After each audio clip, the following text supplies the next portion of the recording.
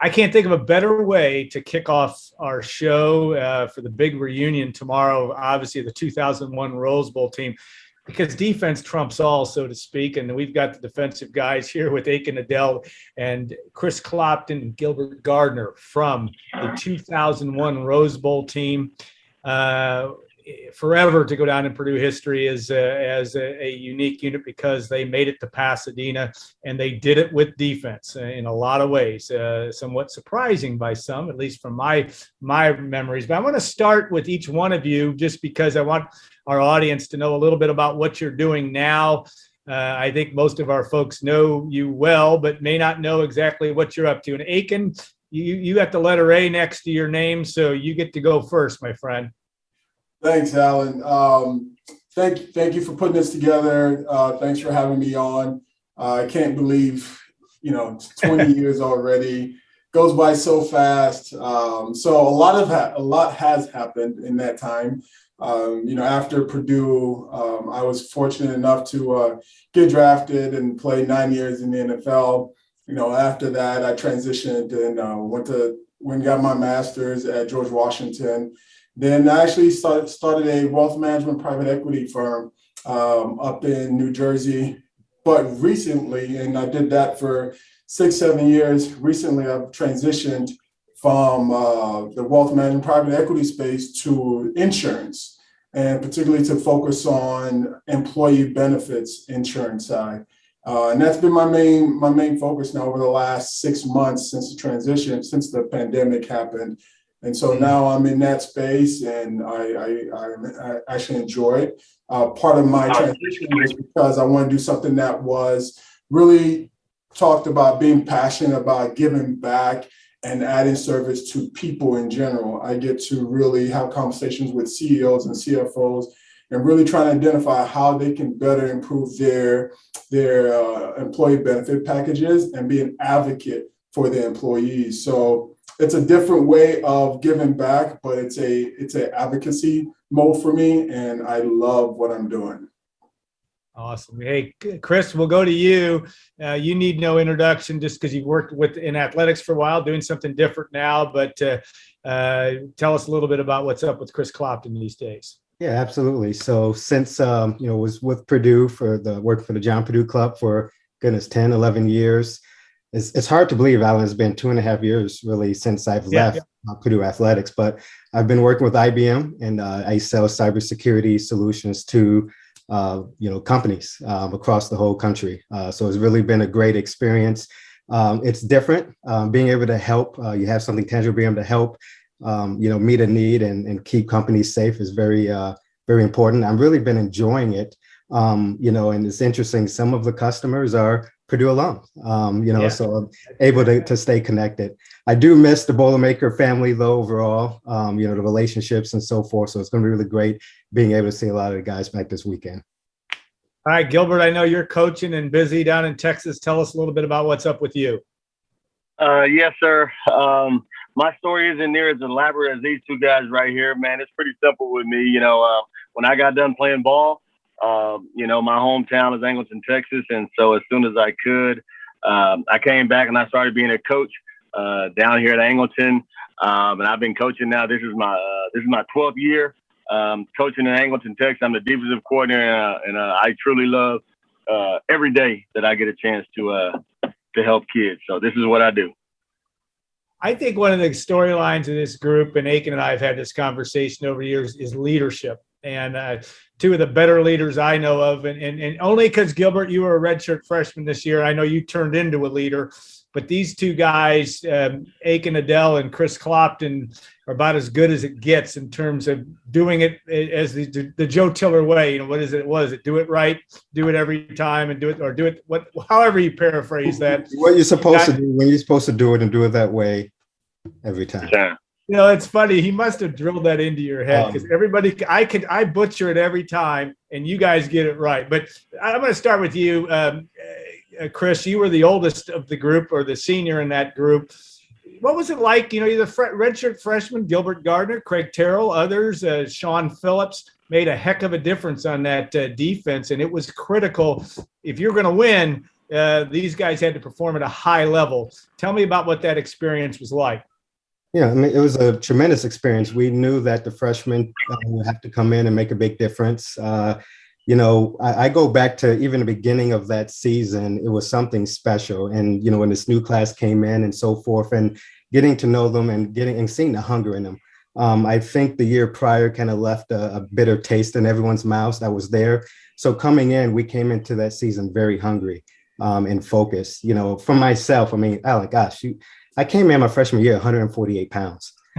So going through that and Coach Tiller riding me and so forth, there's so much you learned the leadership wise and so forth, how to handle adversity. So when I earned that starting spot, my senior year, obviously all those years of kind of going through it and so forth, I think really paid off. And I was just proud to be a part or at least a part of the team on that field. But I have to look, man, there's so many talented guys we had that year, from freshmen all the way up to obviously Akin Ayodele. Yeah, and Akin, in your role, you come to Purdue and you start in 1999, make an instant impact as was expected. And your road to Purdue was been well documented, but again, you were a natural leader. You had some seniors out there that were a big part of this. But tell us about your role, and also how often did you have to kick Sean Phillips and get him going in the right way, and others? Was that an issue? I mean, these are young bucks that were really good players, but needed to be always focused in the right direction. Yeah. I felt like the lucky gem in the group.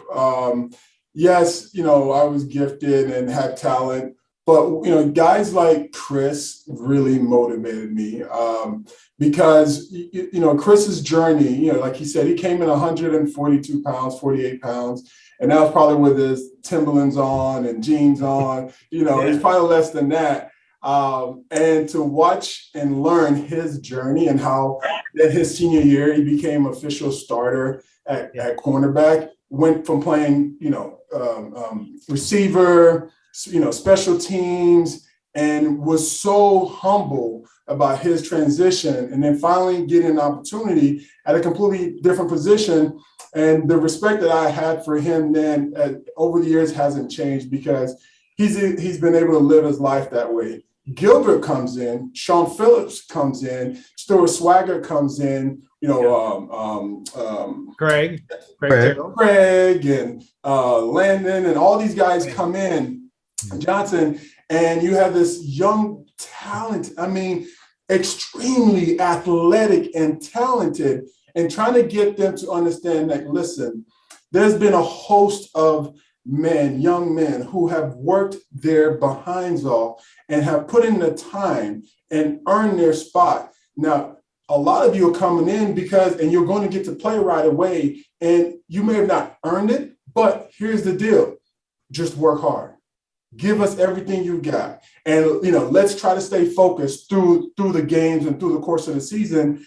But because they watched guys like myself, guys like Chris, guys like Matt Mitrion, guys like, Ike Moore and Brian Dinkins, those guys that were before and then, but were around, watching these guys really work hard, through the years, they saw the consistency in that. And so it wasn't too hard to really get them to stay focused. It wasn't hard to get them, to play well every single week. Really, we felt lucky. I know, Chris, I don't know about you. I felt lucky being around mature young men who really understood the bigger picture and was willing to put in the work. Absolutely. Yeah. Gilbert, I think your story is obviously an interesting one, because I think they drew straws over you coming in as a receiver. And then I know that Brock Spack must have out-negotiated Jim Chaney to get you to play defense. I don't even know the whole story. But tell us about, the fact that you come in and you can do a lot of different things. They found the right spot for you. Tell me the effect that not only Brock Spack had on you, but these other guys had on you from a standpoint of getting yourself in the right place and getting yourself in a position to make plays in your redshirt freshman year of 2000. Yeah, for me, it was obviously it was a lot different than these two gentlemen. that are going right now. You know, for me, it was really two leaders, really and truly. And this is no offense to Klopp, man, but since Klopp was in the secondary and I was so narrow-minded, I mean, for me, it was Akin, Ayodele, and Brock Spack. And with those, you know, I saw Akin. I mean, I room with Akin, and I saw Akin as literally a coach. Like I could ask him any and everything, the dumbest questions to the most sophisticated ones, and know that, you know, he's not going to lead me astray. And the other one was Brock Spack. I mean, you know, if anybody asks me who was the most influential coach in your life, you know, it's my dad, followed by Brock Spack. And those two men really, I don't know, put me on the right track. The great thing about Spack is, and Akin too, is I never felt pressure. I really didn't. You know, I never felt pressure. Those guys allowed me to be me, allowed me to do what I'm good at, put me in positions to be able to thrive. And you know, I'm grateful for it. I mean, my life is, you know, got off to a great start at an early age because of guys like those. So like I said, man, this ain't no offense to Klopp, man, but Klopp was back there, you know, talking to Stu and those guys, and, you know, Rob, and you know, I was focused and narrow-minded in my eyes of whatever Akin said, whatever Coach Spack said, man, I'm going to do it to the T and do it as hard as I could. So I'm grateful for those guys. Well, in defense of Klopp here, talking to Stu is a full-time job.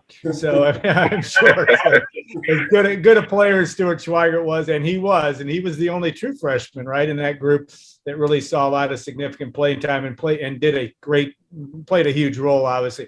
But Akin, I want to talk about Brock Spack because actually he's just became Illinois State's all-time winningest coach. He's had a very successful career, but tell us about that relationship and when you came in, because he loved you. He still talks about you when we have our twice yearly conversations about what the impact you made in that program. But tell me about how, you know, and he seemed like such you maybe too old for you guys, but he's a Nick Nolte character in terms of just a gruff football coach guy, but he's so much more than that. But tell me about your relationship with Brock, but also what he brought to the table to kind of, and I know you had Randy Melvin as well and other guys that made a big difference for you, but tell me about Brock. Yeah, you know, another blessing for us is we had our Coach Shirley's support staff, his assistant coaches were incredible. They were teachers, they were good men, good husbands, good example, good leaders for us to follow and to emulate. So, you know, Brock and I, Coach Spack and I really had a chance early on to really get to know each other. And going to that season, remember, the prior year, I played defensive end. And going to that season, they had transitioned me from playing DN to playing linebacker full time.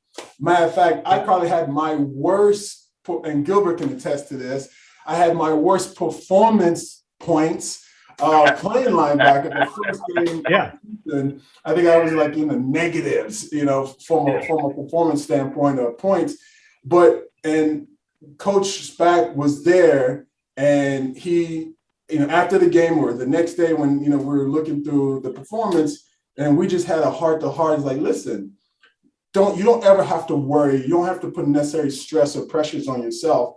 I'm here for you. I'm here to help you. I'm here to get you to where you want to be. And whatever the goals we have set as a team and as an individual, I'm going to walk through you. So now my point is that was a consistency in Coach Spack, that you knew that you could rely on, and whether you had a great game or you had a bad game, that he was going to be there and he had your back and he was going to, you know, bang the table for you in front of Coach Tiller. And so, you know, we had such a close relationship that even, you know, my teammates, I think we had a rookie show or something. They did a skit of me and Coach Spack, knowing that we had a close tie and that, you know, we had a bond. Yeah. He just was a unique. He's the all-time football coach. If you were going to make a football coach and put him in a body, it's Brock's back. I mean, and he's proven it obviously with all the success he's had as a head coach as well. All right, one of my favorite memories as a kid, and probably my favorite memory in the sporting life for me was just watching you guys run on the field in Pasadena, and I want to get to that, and then we'll work our way back to the IU moment as well. Chris, I'll start with you. I can remember that shiny helmet with the rose on it, watching number 23 in the defensive backfield against Washington. The game may not have gone exactly like you liked, but the ability to get there. And what was it like for you? What was your biggest takeaway about playing in Pasadena and that opportunity? I would say the biggest takeaway is, going back to the beginning of the season, right, where we started and the group. To me, a defining moment was that Michigan game at halftime. And looking back at those moments when we were losing and we're in that halftime and it was complete silence. And it wasn't a silence of, oh, crap, we're defeated. It was like everyone at the same time had this aha moment, like, we belong here. And of course, as we stepped on, the field at Pasadena, and of course, Coach Tiller always made fun of it. We had all the small guys up front. We made sure we were going to be seen. Me, down at Winston, Vinny, and but we made sure we were going to be the first ones out there running on the field. It's you can't put words to it, right? I mean, it's something that will live with us, for the rest of our lives, and being able to be a part of that. I can remember the pep rally. Never seen so many people, gold and black, all around, and it was just one of those moments that I think you really cherish forever. Akin, you're down 28-10 at halftime against Michigan. And a little fun fact, no Purdue team in the history of Purdue football has come from an 18-point deficit to win. You guys did it. And I know that the famous story that, as the story goes, and we always hear the urban legends that Joe Tiller, basically you guys all expected to win and all that. But what were you thinking at halftime? Especially coming on the heels from a Penn State loss that you shouldn't have lost that game probably, and you go in, doubt creep in, or how did you look at that walking in? You giving up 28 points in that first half to the Wolverines. Yeah. From my memory, which is limited, all I remember was we knew that they were all self-inflicted wounds. It wasn't that Michigan and Tom Brady was the quarterback then that were just dominating us. They were a force. They were a good team.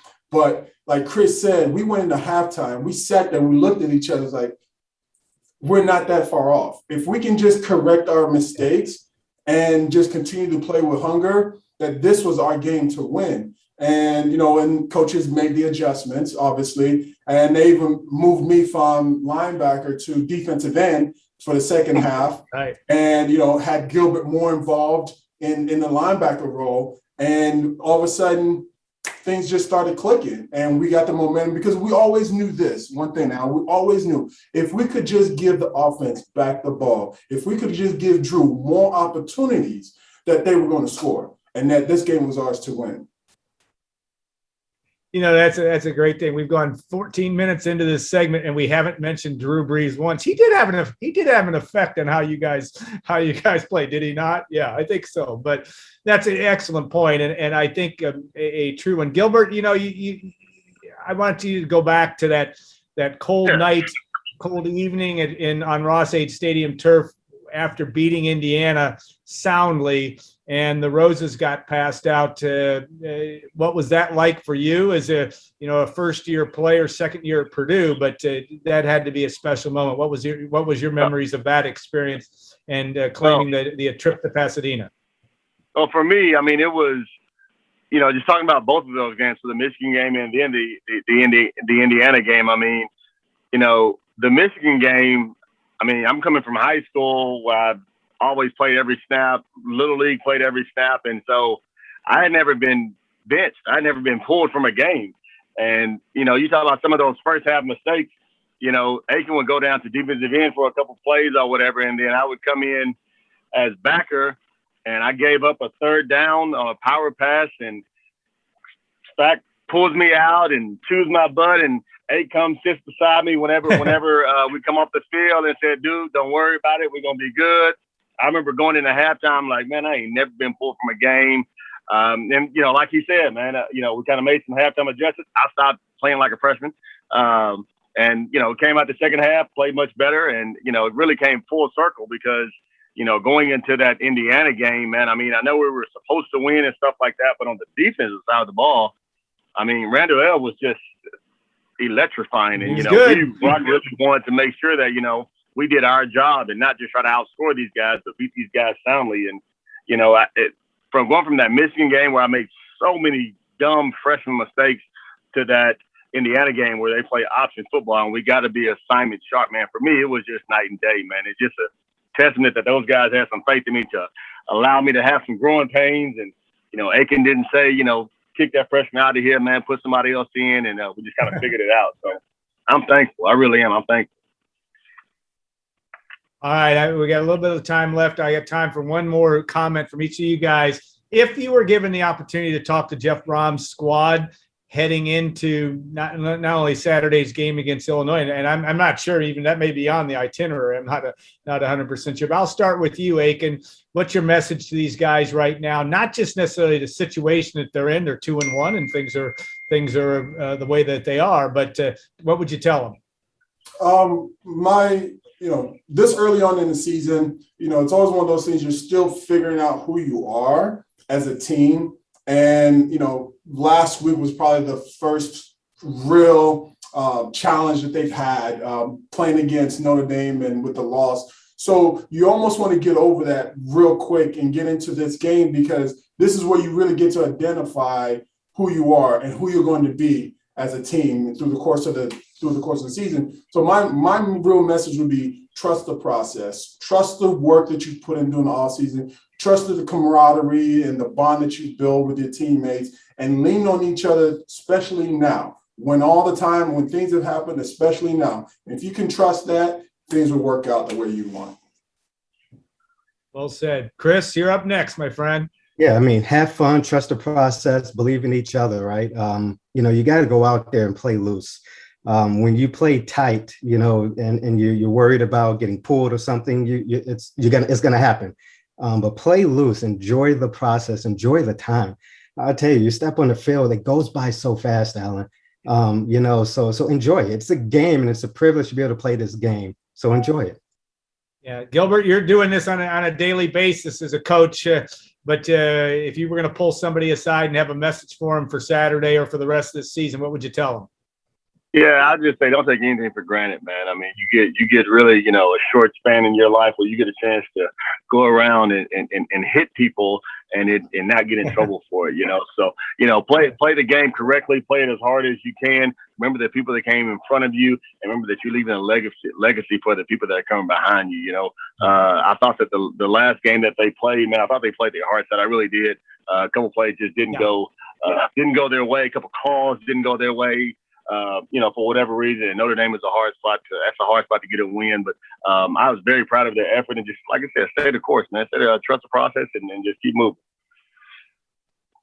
Yeah, I think it's a credit, and probably you touches all you guys. That Mark Hagan's back on that sideline.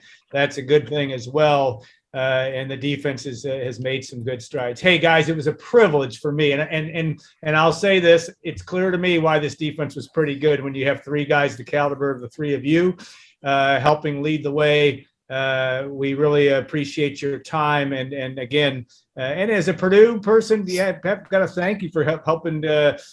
Got me a trip to Pasadena, and a live stream for me to be able to watch that game. It was unbelievable. So, guys, have a great rest of the day. Gilbert, good luck in your game this week. Chris and Akin, I hope we get a chance to at least say hello from a distance on Saturday. Have safe travels to Ross-Ade Stadium.